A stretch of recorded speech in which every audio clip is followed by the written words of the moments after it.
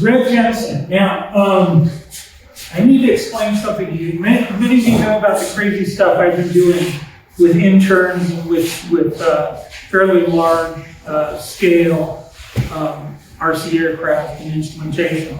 And all of this is this man's fault. It would not have happened without him. There is no way it would have come together the way that it did.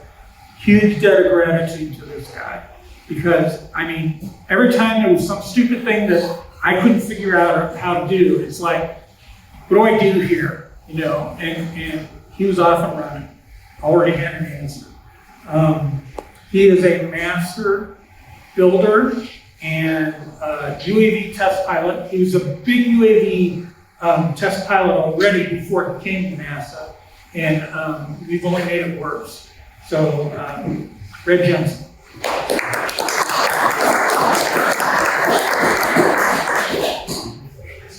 Yeah.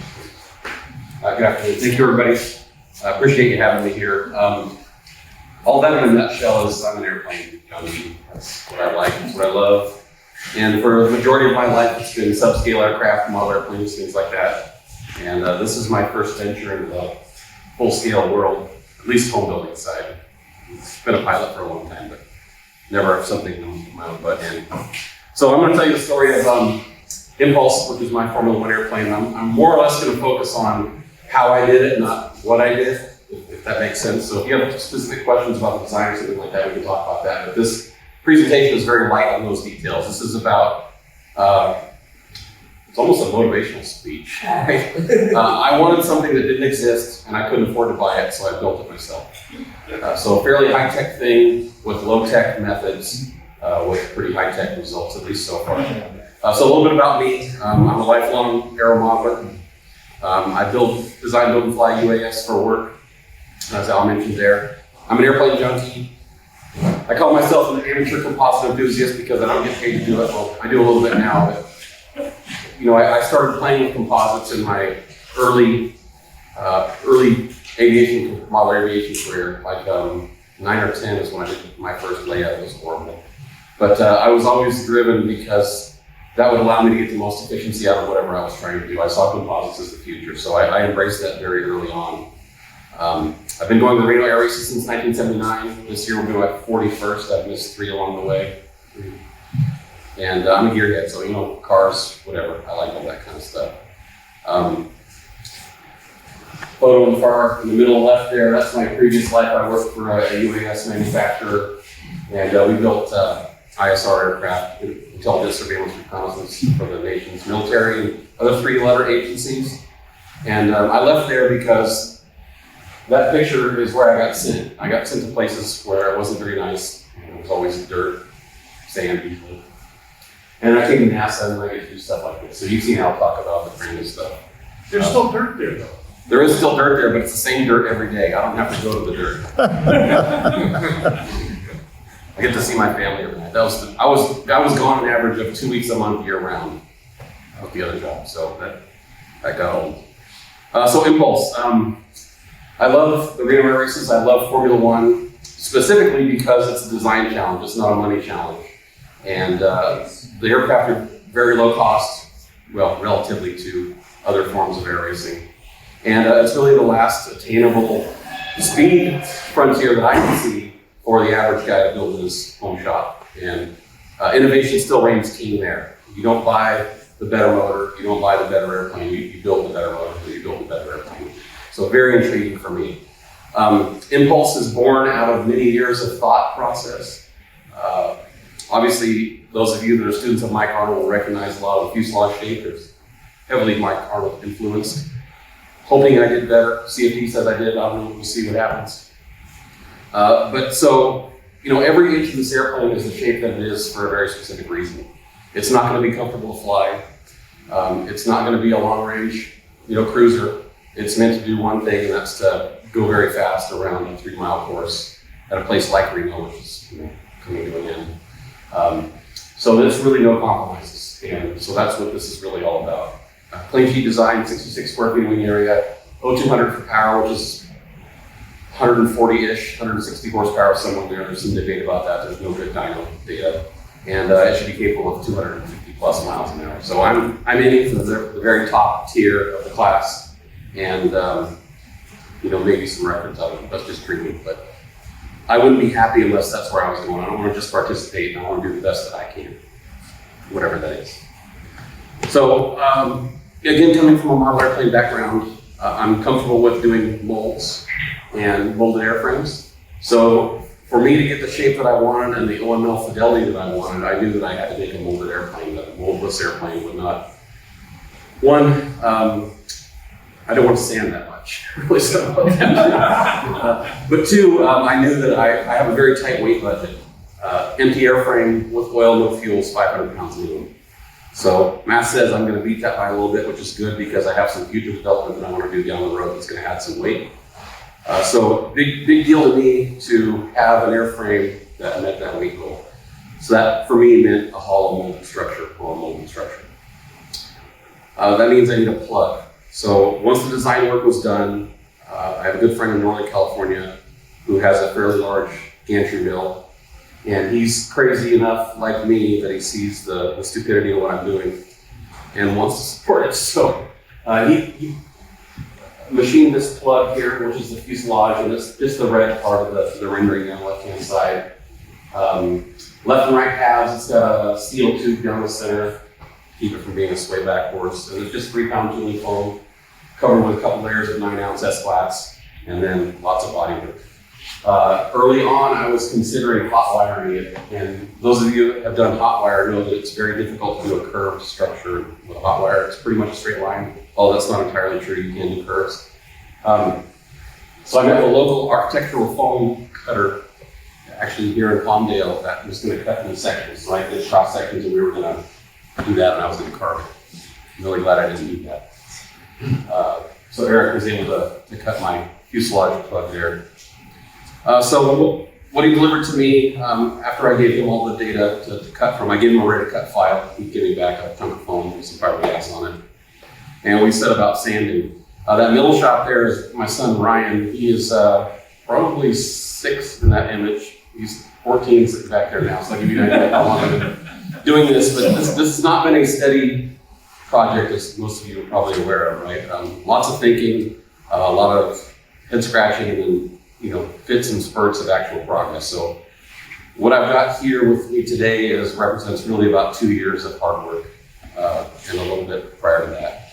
So moved it in, basically sanded it. I decided to change the spinner profile a little bit here, so I added some material there. And basically we just made it shiny and smooth.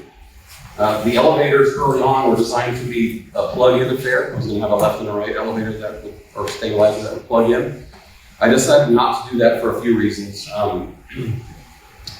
One, it would be lighter and stronger if I didn't do that. And that was really the main consideration. So fixturing of all that stuff to get the alignment perfect was going to be a lot more challenging, especially with the way the plug was designed and built. So I decided to build just 2 traditional model airplane wings. They're 2-pound foam cores, skinned with balsa wood, and then vacuum bagged down, a little bit of carbon reinforcement to make that happen. And I'm fortunate enough that I'm such an airplane junkie that I have my own laser cutter to build my own model airplanes. So I laser cut my templates, which are the other part left. Made a huge difference in the quality of the cores I think to produce with that. So nothing special there. Very simple technology. So far, just foam and balsa wood is all it is. And then I had the fixture in place. You can see in this photo here, these are the stubs from the existing design that I had molded. So I changed my mind mid-build, and I cut the stubs off and fixtured the tails together. And I laser cut a bunch of alignment fixtures, I guess. You can see here I'm using a serrator 11 to set the incidence, and that to the water line of the plug. And I glued it on. So there I am. It's glued on a left handmost picture, just filled in the gap with foam and then sand it to shape. One of the things that I've learned from, again, my model airplane building is that it's very easy to make accurate trim lines in a plug by using tape. So some folks scribe them. I tend to scribe molds afterward, because the plug I use tape. So once I get the part to fit right, I'll scribe the plug if I want to have a trim line. an access panel or something like that later. But that's just 1/16. Auto body painting painter's tape that you use, they call it fine line. I'm a previous car painter by trade, so that's why I'm good at sanding, but I don't like it. And so then once the plug was done, I started pulling molds from that. And you can see here how the trim lines transfer to the plug, so very easy to find. And then when you make the part, eventually you can see here trim lines too. And if you look, you can still see trim lines in the canopy because I changed the size of the canopies around. Basically, I got the shape that I wanted, got it smooth, got it straight, added primer, and then sand and polish. Depends on what I'm doing. In this case, I sanded to about 2000 grit, and then I polished it with a mechanical buffer, just like you buff a car. Same exact process, and then I pulled mounts from that. So here's a canopy mold, started with a nice shiny plug, gel coat, lots of fiberglass, and then put some feed on it. Here you can see a finished mold. Now that's very shiny, and that's right off of the plug after I washed the PVA off it. So here's what it looks like immediately after I pulled it off the plug, and then that's just a little bit of cleanup, no polishing there whatsoever. And again, you can see trim lines here. So that was important to me. Again, for Wendell fidelity, I really wanted the canopy to fit tight. I wanted the cowl to fit tight, no gaps. It's a racing aircraft, so parasitic drag's a big deal. And so I just started doing the same thing. This is building the cowl mold. A little bit different here because I had to build splitter plates to have parts that are eventually going to mate. So an upper and lower cowl mold. And here I'm showing the Chavant from my carnival trick where that's auto sculpting clay that you heat up. And it works really nice, and once it cools, it's hard. And you can shape it with a knife or a rasp or sand it or something like that. So it's kind of an interesting material. It doesn't, I'm not in love with it, but it works pretty well. One of the things that I do love is I use Bondo to fit the splitter plates to the plug. So I will file, these are just masonite splitter plates, so I buy that from Jensen. Fortunately, I can laser cut it, so I get the profile relatively close. I send a 45-degree angle on the splitter plate to give a little bit more meat where it's going to butt up to the part. And then I place the splitter plate up and I put a big swath of Bondo in there. I use a piping bag or a Ziploc. Pump it in there. You break the splitter plate off and then you sand it flush and then you put it back up one final time. You can fill it with that Chavant clay or I use filleting wax or whatever you need. But the end result, you get a very nice mold at the end of the day with an extremely tight gap. So it's going to make it hard to see there, but there's zero gap. So no leakage for the gel coat to go through and you end up with molds that make perfectly. Again, small airplane stuff. Crazy. Quick question. Yeah. What is your tool on gel coat? I use there's a company called BJB Enterprises out of Riverside. 1611? Best stuff I've ever used in my entire life. I've used probably at least a dozen different gel coats, at least epoxy. So this is your Fantastic. your TC 1611? That's it. Yeah, I have gone through about 10 gallons of it so far. No feelings. So the nice thing about that too is it polishes really well. So if you want to sand and polish later, fantastic. Yes? What kind of foam board do you use when you lay down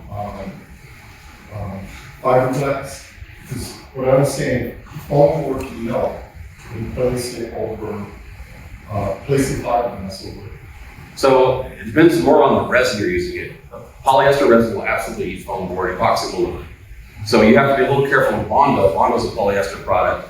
So if you have Bondo, because it's raw foam, it will melt it too. I don't really use foam board at all. I'm trying to think if I've used any. I prefer masonite. It's got a rough side and it's got a smooth side, so you have a ready to mold surface on one side already. All you have to do is wax it and release it and you can mold right from it. So that's what I prefer. Here you can see some finished molds. This is the upper mold here. This is the flange I was describing that I used on the left side there. You can see simple, just gel coat, fiberglass, nothing special there. Is that polyester or epoxy? Always epoxy. I loathe polyester resin for a lot of reasons. Mostly because of shrinkage.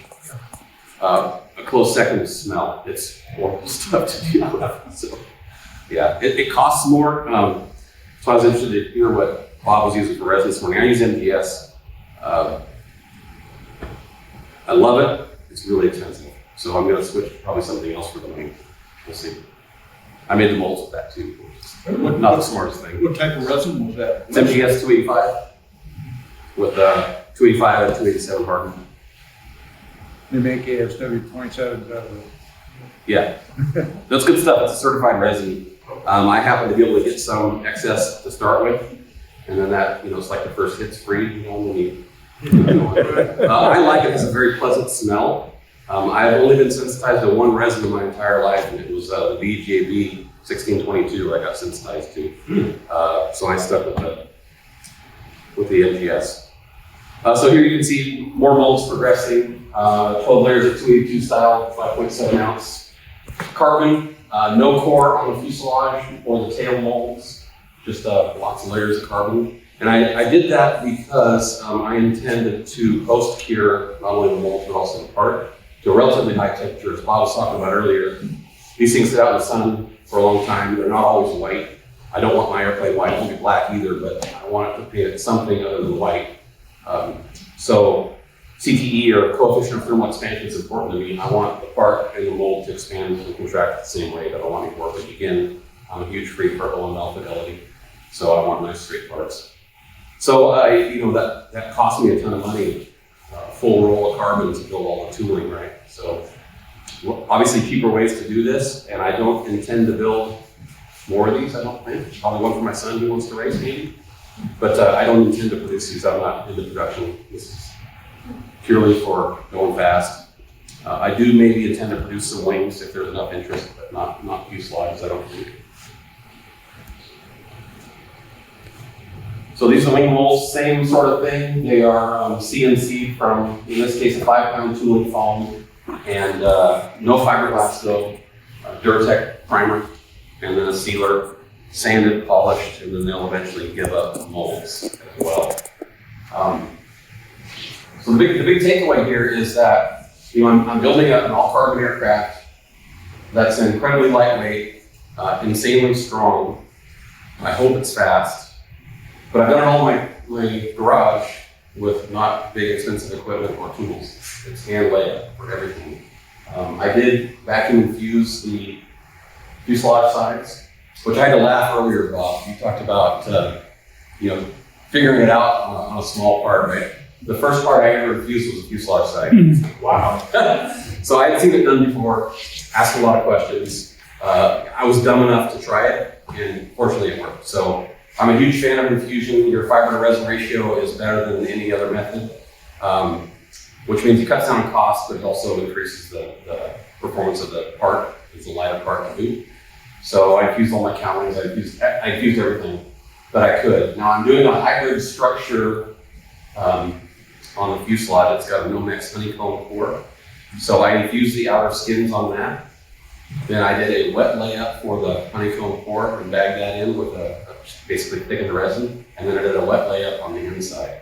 And the reason I did that is because if you were to infuse the honeycomb and the inner and outer skins all at once, you'd fill them all up with resin. It's just excess weight and cost and headache. So again, I'm fanatical about weight. Dano's been helping me with structure. He knows that I'm a weight Nazi, right? So, anybody think they might know how much this thing weighs sitting over here? I heard you before. Yeah, you heard me before. I don't know exactly, it's somewhere under 70 pounds. That includes the canopy. The tail is fully structural, the linkage in there. The other thing that's interesting is I'm using live skin hinges. So I have a Kevlar skin hinge in the tail and the wing. Might work, might not. I can always cut them off later and put the piano hinge in. But from my previous experience, I have a fairly high confidence that that'll work. Al didn't believe me either until we built them. So yeah.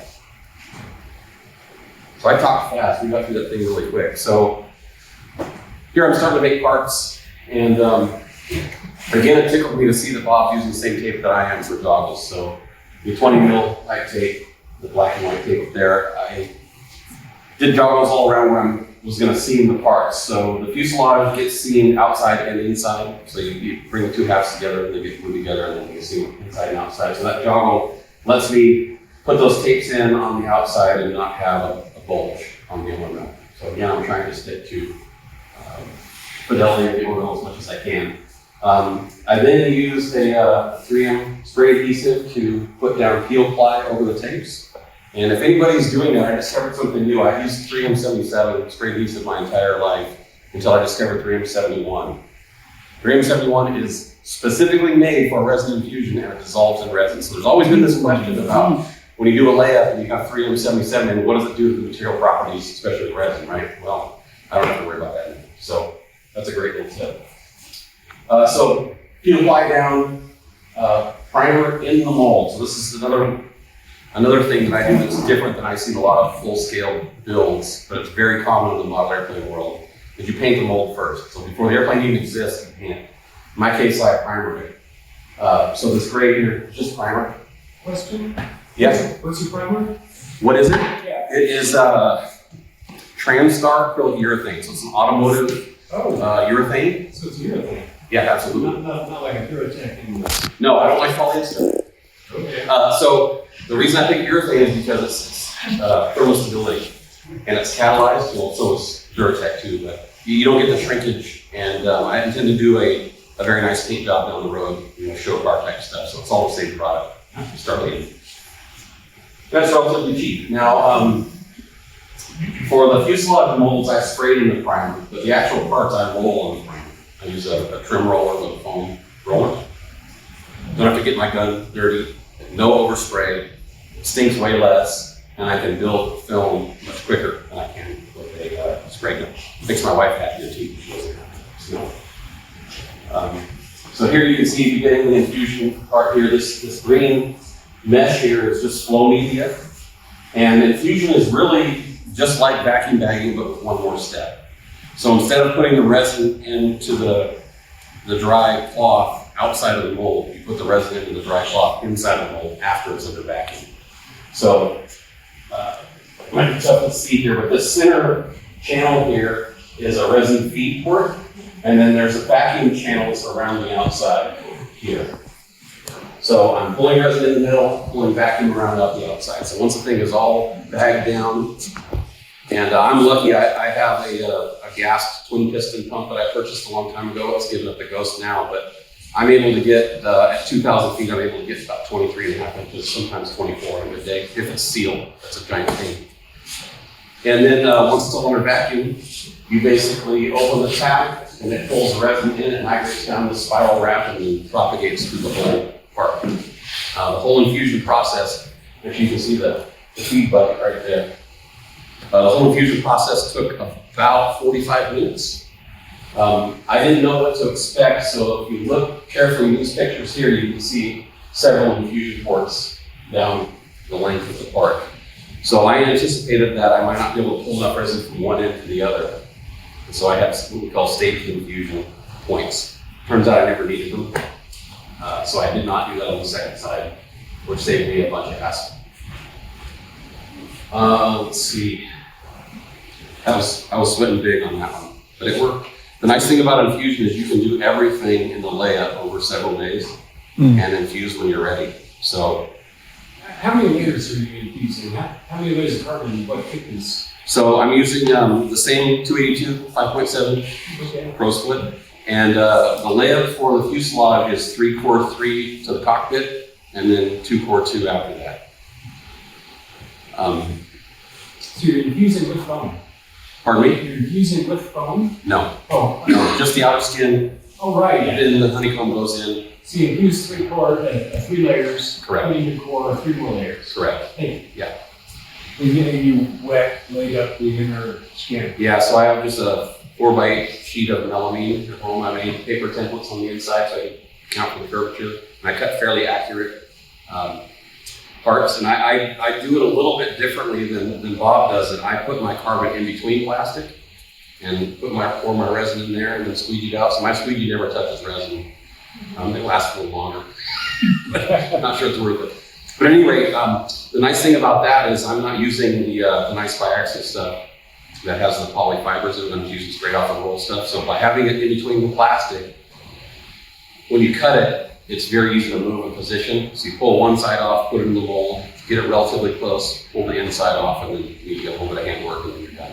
That's really the only way that I can conceive of to do large layups and large parts. So parts of that fuselage, there's like an 80-inch by 40-inch chunk of carbon that I essentially have done all this myself. I've had a few people help me, my son mostly, but mostly building molds. All the parts I really kind of did all on my own. So having that plastic on there lets you maneuver this heavy layer of carbon that can be very easily distorted out of shape. It makes that manageable. And so here the outer layer is done, and I'm putting in the honeycomb core. And what you can see is basically I'm just using weight bags. And I chose OX honeycomb because it would go around compound curves. Everywhere else in the airplane, the flying surfaces have foam, but OX is the only thing I use in the fuselage because it's a weird shape. I took just thickened cavity resin, and I took a painting shear and cut teeth in my Bondo spreader. Trowel that in, get a nice thickness that I want, and then my son Ryan is coming behind me and basically just rolling it out. And then we drop all the core in and put it under vacuum, and then this is a shot when the air carbon is done, but it gets glued in. Talked to Daniel about it quite a bit. He'd never heard of this method before. I talked to some other folks that had never heard of that method before, but I was dead set that I wanted to use honeycomb core, so I was willing to try it. So we built some test coupons, and looks like it's gonna work. Daniel assures me my layup is way overkill anyway, so we'll see. So tails are built similarly, except for I'm using a foam for a core, and I have a hinge in there, which I'm not sure I have a picture of the hinge. Maybe I do. But again, outside cores, I did this all in one shot, so I didn't infuse the tails. Put the foam core in, and actually there is a shot of me wetting up some hinge material there. So the tail mold was built in a one-piece upper, so that would allow me to fixture it not only properly to the fuselage, but also keep the angles correct. So the bottom molds, which are here, bolt onto the fuselage mold later. And that would actually cause a little bit of trouble for me later, which I'll talk to you about. But I didn't get any great shots of it, but when I fixtured the fuselage molds in place and I did the stabilizer molds, it was all done in one shot. In fact, maybe if I can back up a little bit here, there might be a... Yeah, so if you look at the upper left picture, you can see the detail mold is on the molds there. So again, I was very anal about trying to keep things aligned. So all those molds built together so that the part can't move if you do it mostly correct.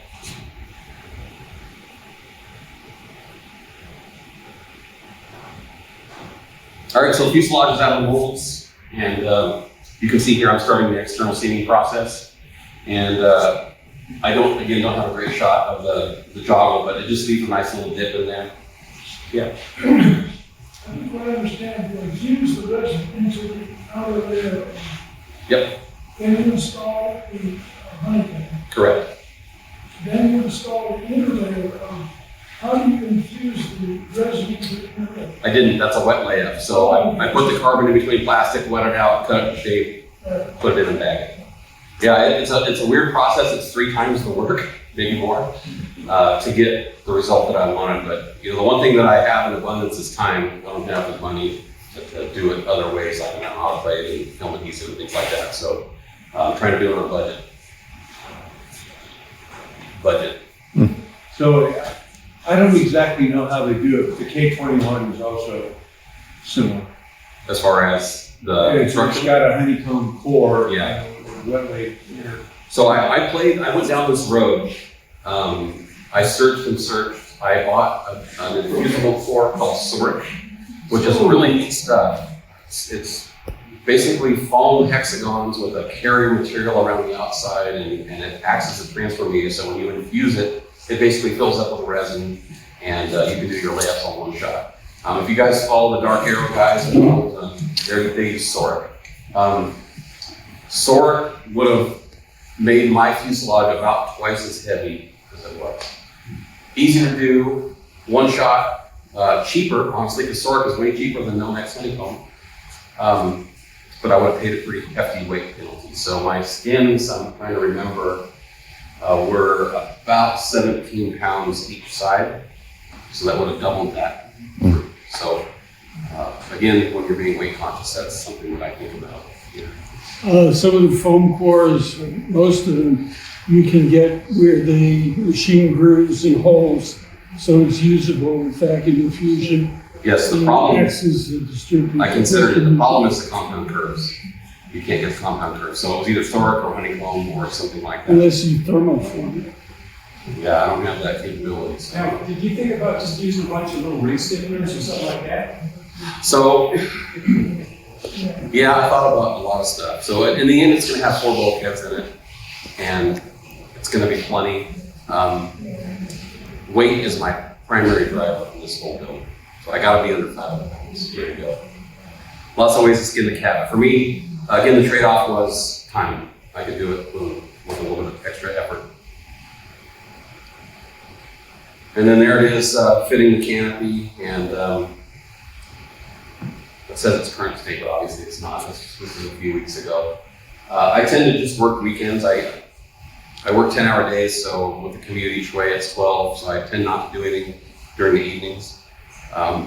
Usually it's Friday, Saturday, Sunday, and my family can tell you I've been away from the family for a long time. Fortunately, my shop is in my garage, so I have a little bit of it's a short commute, but a lot of time to get to this point. That airplane didn't exist in March in this current state, so this progress is all from March to now. I also film YouTube videos, and I don't have any aspirations to be some YouTube influencer or anything like that. I do it purely because, again, I love airplanes, and there's not content like this out there. Nobody's doing this, and at least showing us how to do it, right? So for me, it's documentation of what I'm doing, but it's also a way for me to share with my friends and people that are interested that this is totally doable if you want to do this in your garage. You can build a state-of-the-art airframe with just effort. Are you gonna do the structural testing, like sandbag? Absolutely, yeah. So I have a very good friend of mine, Dr. Ben Martins, out. Works for an engineering company, and they're going to do a GBT, a load test, and a flutter analysis. And they have a new software program that they call Femless Flutter, which is flutter analysis but on a finite element model. They are eager to try it, but they can't get anybody to pay them to try their new wonder software. So the deal is they'll try it on my airplane and then publish it, and that's what we have looked at. So yeah, static load test, GBT, flutter analysis, and a different test pilot. And the load test, is that just weights or is that a working tree? It'll probably just be sandbags. The problem is I need to get it to 7G. Yeah. So 7G to 800 pounds is a lot of sand. I don't have roof tree capability. When I needed to do that, I borrowed Van's lead bags. I just took everything up to Van's and loaded on. Fortunately, I'm not that close. But yeah, so it'll be, I have a fixture designed, haven't built it yet, to not only test the fuselage, but also test the tail so we can roll it over, get one horizontal, load test that. The Formula One design guide says you need 500 pounds in a square loading across the tail, so that's pretty easy to figure out. Made the math easy too, and it's, I don't know what the tail will hold, but it's in well in excess of that. I've had some questions about, your tails look really thin. Yeah, on purpose. But if you look at like a Casset, which is just a welded 4132 tail with a couple of fake ribs in it, I'm confident in the design. So there's where we're at. Let's see, what else can I tell you? One of the big advantages of doing molded structures like this and primering, this is straight out of a mold with zero body work. That's how it comes out of a mold. So you can see in this picture here, I'm just basically fairing the canopy to make that fit nicely. So not a lot of body work. Remember how I said I hated sanding before? This is why I did it. I did all the sanding in the plug and polished the molds, and then the airplane itself doesn't take a whole lot of sanding. So if I ever want to build another one, I figure it's about 10x time to build a mold as it is to build a part. So I spent a couple of years building molds. I built what we have here in 6 months, 7 months. A design question. Yeah. Virtually every other F1 airplane is mid-wing. Yep. What possessed you to do a low-wing airplane? Two less intersections. So if you think about it, that's one answer. Another answer is I don't want to have to climb up from underneath the wing if I don't get out of it. So I purposely built a very large canopy surround structure. It's also got a side stick in it. So if I need to get out of it, it'll be much easier. But the arrow bears out. It's better to go with less intersections. Same with the detail. One less intersection, lighter, easier to build. And that's it. Anybody else have any questions?